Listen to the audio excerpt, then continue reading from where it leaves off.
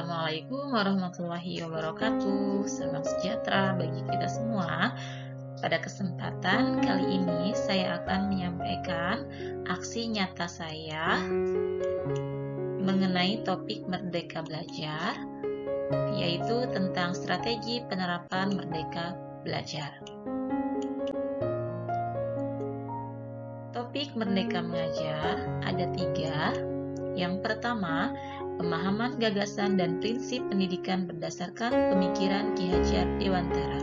Kemudian yang kedua, pemahaman untuk memfasilitasi murid agar tumbuh sesuai dengan kodratnya masing-masing setiap anak.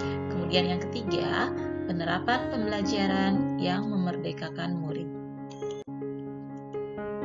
Modul pelatihan topik Merdeka Belajar ada 5 yang saya pelajari.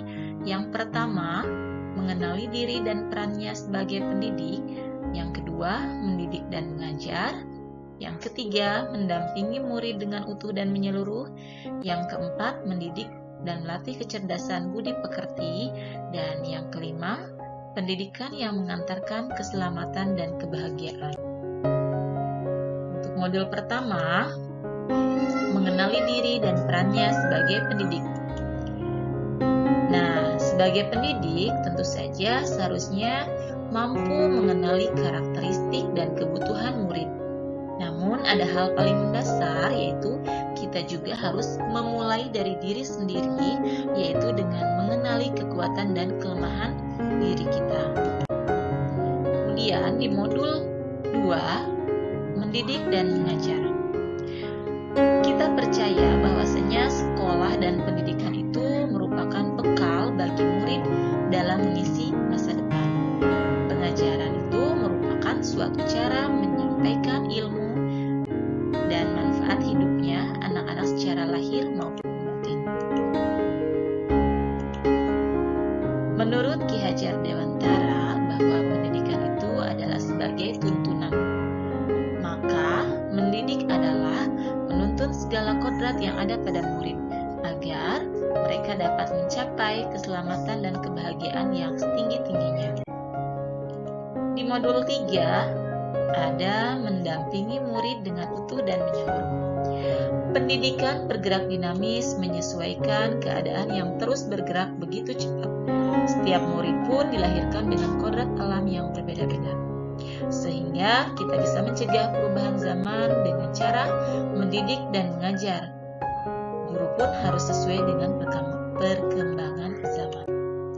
Kemudian, guru pun dapat merancang pembelajaran yang berkelanjutan, terbuka, dan berdasarkan asas budaya atau yang disebut dengan asas trikon. Ada 3, yang pertama kontinu, yang kedua konvergen, dan yang ketiga konsentris. Kontinu memiliki pengertian pengembangan yang dilakukan harus berkesinambungan, dilakukan secara terus-menerus dengan perencanaan yang baik. Kemudian konvergen merupakan pengembangan yang dilakukannya dapat mengambil dari berbagai sumber. Kemudian yang ketiga, konsentris, pengembangan yang dilakukan harus tetap berdasarkan kepribadian kita sendiri. Modul yang keempat, mendidik dan melatih kecerdasan budi pekerti. Kecerdasan berpikir murid harus dapat mengembangkan budi pekerti atau watak murid dan tidak hanya dibentuk di sekolah, tetapi dalam keluarga serta lingkungannya. Melalui proses pendidikan budi pekerti, murid akan bertumbuh dan berkembang sehingga mampu mengembangkan watak biologis dan menebalkan watak baik murid yang mewujudkan budi pekerti baik. Dan yang terakhir di modul 5, pendidikan yang mengantarkan keselamatan dan kebahagiaan. Pendidik tidak hanya memberikan informasi dan pengetahuan saja, melainkan pendidik juga harus mendorong murid untuk menemukan pemahaman bermakna yang relevan dengan kehidupannya. Berikut merupakan dokumentasi ketika pelaksanaan strategi penerapan kurikulum Merdeka Belajar di kelas ya. Seperti ini. Terima kasih bagi Bapak dan Ibu guru yang sudah menyimak video aksi nyata saya. Bertemu kembali di video aksi nyata berikutnya ya. Terima kasih. Wassalamualaikum warahmatullahi wabarakatuh.